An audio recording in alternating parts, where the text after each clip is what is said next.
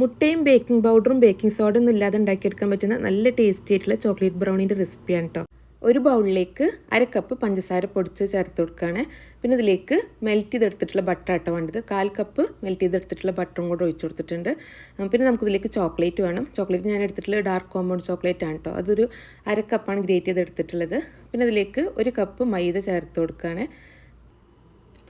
Room ടെമ്പറേച്ചറിലുള്ള 1/2 cup പാലും കൂടെ ഒഴിച്ചു കൊടുക്കാം. പിന്നെ ഇതിലേക്ക് ഒരു നുള്ളു ഉപ്പ് ചേർത്ത് കൊടുക്കുകയാണ്.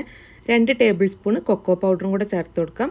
പിന്നെ ഒരു 1/2 ടീസ്പൂൺ വാനില എസൻസും കൂടെ ഒഴിച്ചു കൊടുത്ത ശേഷം ഇതെല്ലാതും കൂടെ നന്നായിട്ട് മിക്സ് ചെയ്തെടുക്കുക കേട്ടോ. ഈ പൊടികളെല്ലാതും കൂടെ കട്ടയില്ലാതെ നന്നായിട്ട് മിക്സ് ചെയ്തെടുക്കുക. അപ്പോൾ ഈ ഒരു ചോക്ലേറ്റ് ബ്രൗണീൻ്റെ ബാറ്റർ കുറച്ച് കട്ടിയായിട്ടാട്ടോ ഉണ്ടാവുക.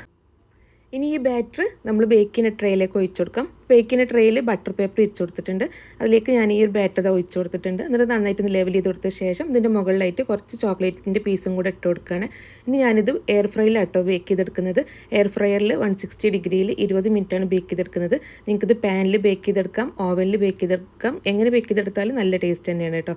അപ്പോൾ 20 മിനിറ്റിന് ശേഷം നമ്മുടെ ബ്രൗണി റെഡി ആയിട്ടുണ്ട്. അപ്പോൾ ഈ പ്രാവശ്യങ്ങളിൽ നിങ്ങളിത് ട്രൈ ചെയ്ത് നോക്കിയിട്ട് ഫീഡ്ബാക്ക് അറിയിക്കാൻ മറക്കരുത്. റെസിപ്പി ഇഷ്ടമായിട്ടുണ്ടെങ്കിൽ ലൈക്ക് ചെയ്യാനും ഫോളോ ചെയ്യാനും മറക്കരുത്. Thank you.